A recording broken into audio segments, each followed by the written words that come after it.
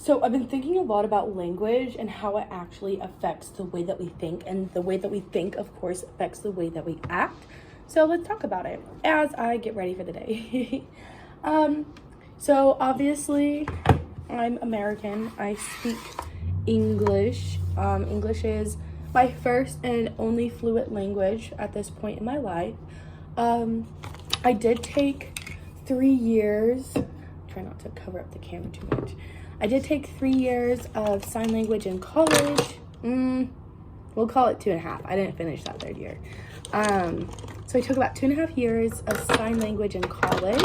And then I've started to learn more Spanish through my library recently, because they've been offering like a free intro to Spanish course. So I'm getting everything out and ready. Awesome. Okay. So I've been thinking a lot about how like language actually influences. I need to grab some water. How it influences our way of thinking and the ways that we interact with the world around us, right? So in sign language, I hope you love this angle as much as I do. I'm gonna wait for the loud crinkly noises. In sign language, whenever you're talking about something, it's very much a storytelling language. Obviously you're using your hands to communicate, so I think there has to be an element of storytelling, right? But if I'm explaining that like this is my bedroom and you walk in through like the front door right here, and to the over on this side is the bedroom and this side is the kitchen, the person that I am talking to, they have to put themselves in my perspective and understand that I'm telling them the story as me walking into the front door. So from their perspective, the bedroom would have been on this side and the kitchen would have been on the other side, right? But they have to understand that I'm the one telling the story.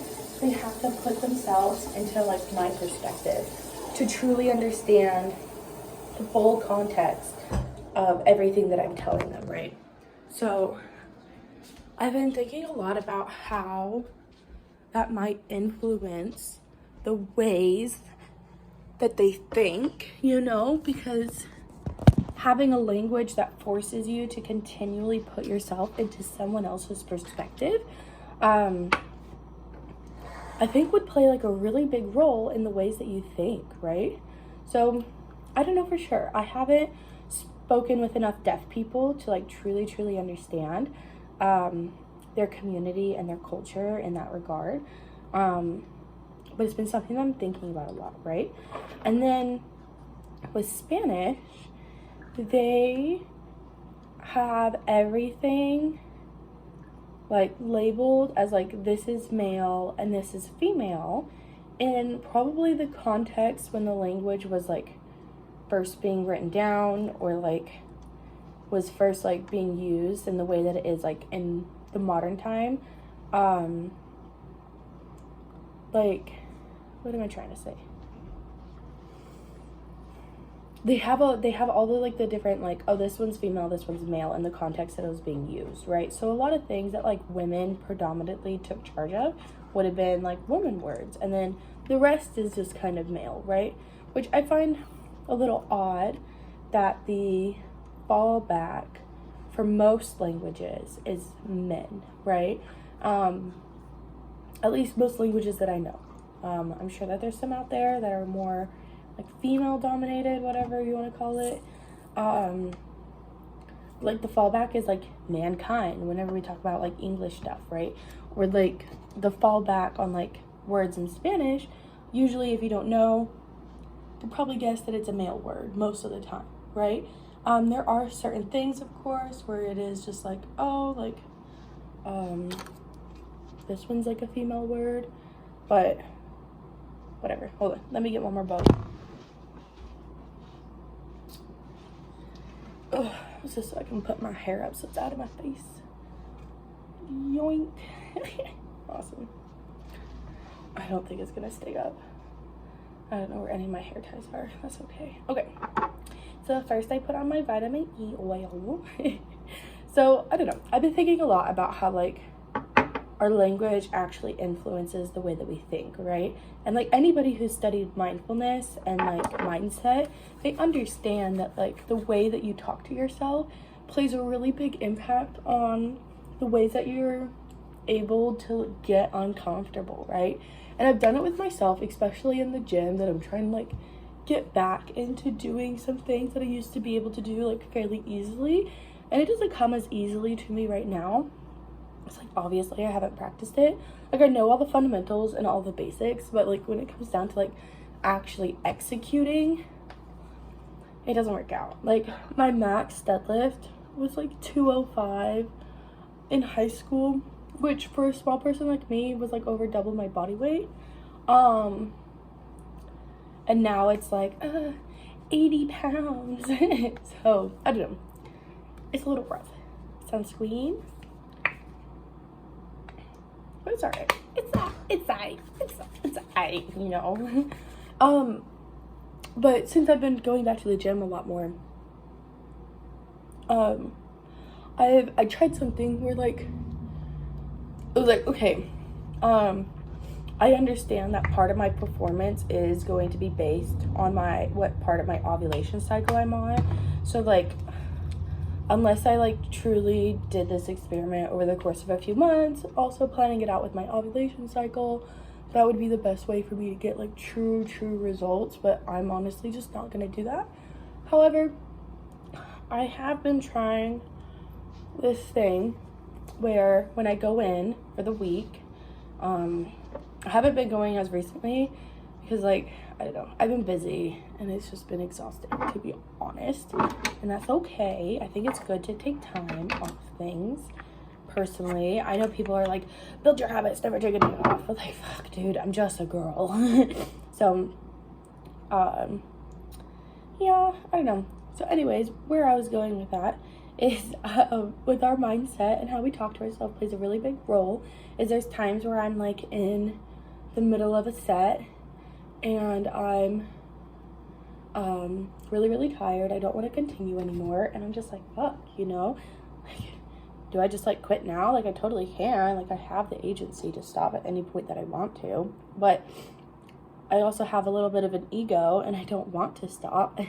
So I've tried just talking really nice to myself, just really encouraging myself the way that I'd want somebody else to encourage me, which is so ironic, but it's like, oh, like you got this, like you can do it, like this is easy, you know, like I could take full deep breaths and it's gonna be fine, you know. And then like I'm able to breathe deeper, I'm able to complete the set and complete the reps, right? And Tony Robbins always says that like like change happens through your physiology, you know, so like change your body and you change your mindset. But I think it also is like yin and yang, right? You can change your body to change your mindset, and you can change your mindset to change your body. So what I mean by that is like I started talking nicer to myself so that my body was able to let go of extra tension, and my body was able to be like, oh, like I'm safe, it's okay, I can breathe, you know. And I wasn't putting myself in maybe like a minor fight or flight situation, like do I continue or do I run away, you know. I was just like, I'm going to continue and I'm going to do it with a good attitude. And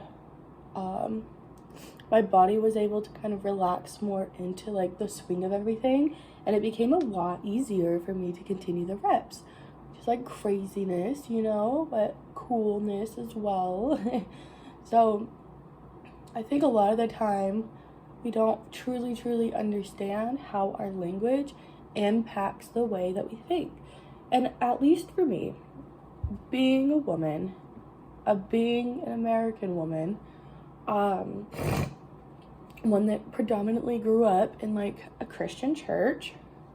People argue with me if my church was Christian or not, but we believed in Christ. We were Christian. Anyways,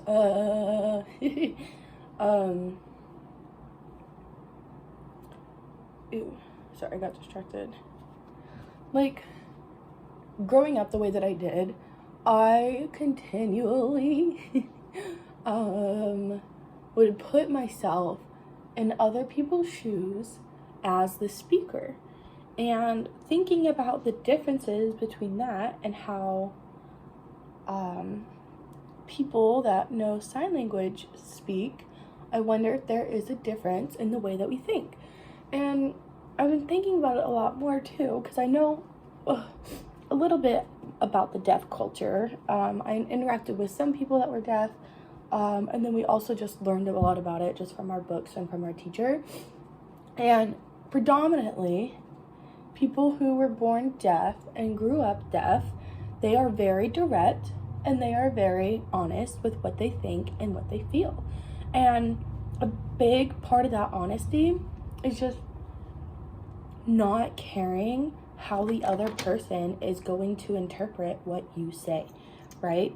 So like, if you walk in and you're wearing like a silly dress and it looks like super frou-frou and like weird to them, you know, they're gonna be like, what, girl, what is that? You know, they're gonna kind of look at you funny. They're gonna kind of maybe like laugh and maybe make some jokes, you know.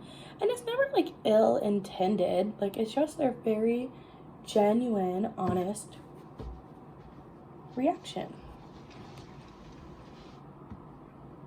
And growing up the way I did, I was always shown through other people's actions that my genuine reaction to things would make people uncomfortable.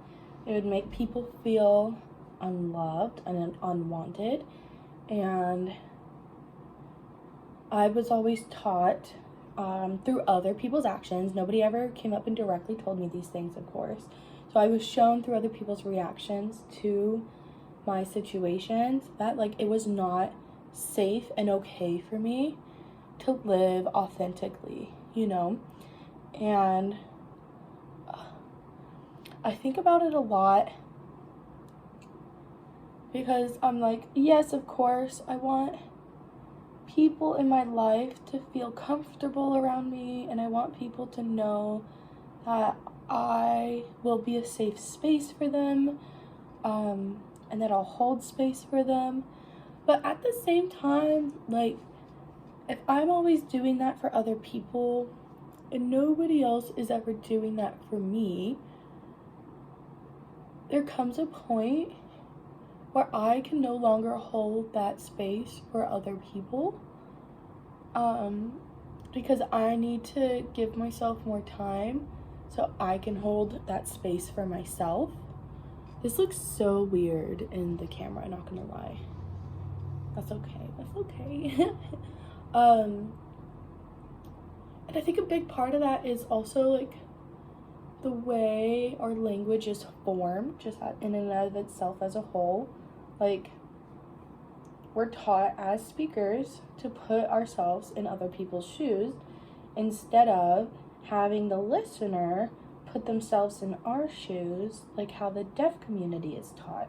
And also considering that the deaf did not have their own language, like standard language, for a very long time in America. I think it's really understandable that they'd be as direct as they are. Like, if my people didn't have a language to communicate through, like, by the time we have that language, I wouldn't want there to be bullshit, you know? Like, I just want to, like, talk and express myself. And I think it's really evident that that is also the way that they kind of developed and grew. And I think it's really cool. I love that I know that if I ever need an honest opinion, all that I need is a deaf friend, you know? Like, all I need is just that person who's not gonna bullshit me. And, like, I don't have to listen to what they say. Like in the sense that, like, I can hear them out, understand their opinion a little bit more, but I don't have to take action on it, right? So if I'm wearing a dress that I really, really love and it's a little frou-frou and it's like kind of weird, and I ask their opinion on it and they're like, girl, that shit's whack, you know? I can be like, yeah, it totally is, and I absolutely love it, you know? Like, I don't have to, like, be like, oh, I guess I'll go change, you know? Like, fuck no. Like, if they get to be authentically them, then I should also feel okay being authentically myself in that same respect, right? Also, side note, I hate YouTube Shorts because it's only a minute long, and I can barely do Instagram Reels because it's a minute 30, and I have a hard time condensing my words down. And I like talking.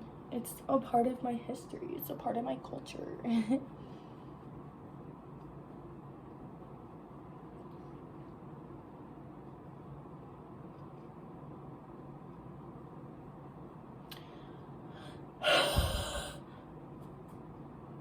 But yeah, I don't know. So, I don't know.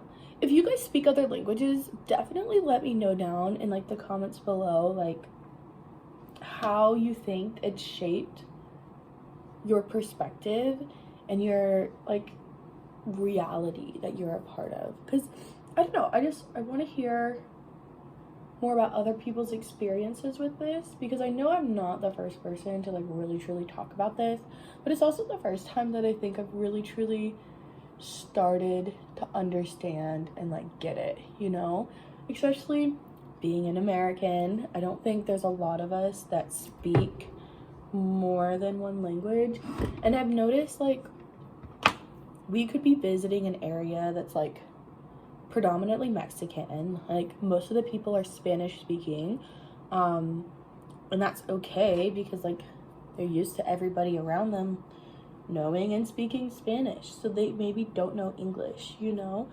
And I'll see people and they'll, like, get really mad that, like, this other person doesn't understand English and, like, what they're saying, and they get mad, like, at that person. And it's like, boy, you're the one that can't speak another language.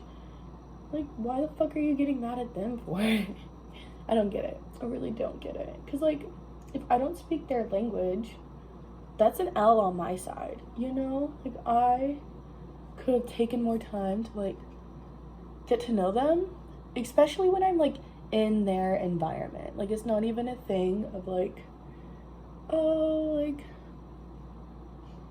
they came and, like, visited us over here and they didn't speak English, which doesn't even fucking matter, first of all.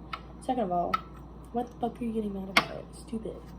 But, like, especially, like, people, especially Americans, when they literally visit someone else's environment and then they get mad that the person in there who's, like, in their environment doesn't speak English. Like, first of all, English is not the only language.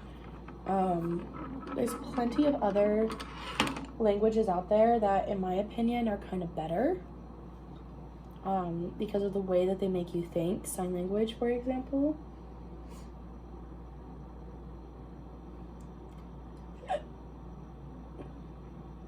So I don't know. I don't get it. And I wonder if part of being an English speaker and being an American English speaker, considering the,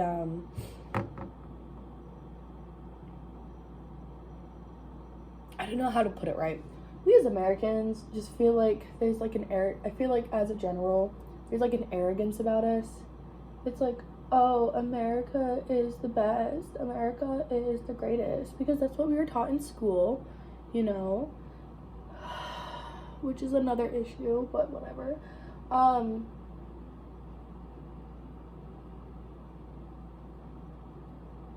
Sorry, this is taking a lot of concentration, and I don't even think you can see it that well, and that's A-okay.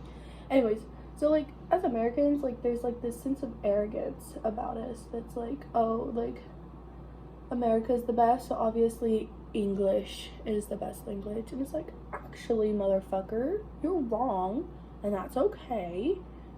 We have to understand that you're wrong. I don't know. Just my 2 thoughts. My 2 cents. So, I don't know. Definitely let me know in the comments below, like, kind of what your opinions are about language and how it affects like our way of thinking, and if there is like as big of a correlation between the two as I feel like there is, because like maybe I'm wrong, you know, like maybe it has to do more with like the environment that we're raised in than like the actual language itself. Just totally valid, but I don't know, just my thoughts for the day. So I hope you guys enjoy. Definitely make sure to stay tuned. I'm coming out with a really cool little freebie that's going to teach you better ways to build your brand based on authentic connection. And pretty soon in the future, I also plan to make like a little workbook that's going to be like a challenge to live your authentic life, and it's going to hopefully push you out of your comfort zone. And after I publish it, probably to my website and to YouTube, I'm gonna be taking you guys through my own journey as I complete the workbook myself. So lots of cool things coming in. It looks so weird. Lots of cool things coming in, and I hope you guys enjoyed. Let me know how you think language influences our way of thinking, and I will see you guys next time. Peace.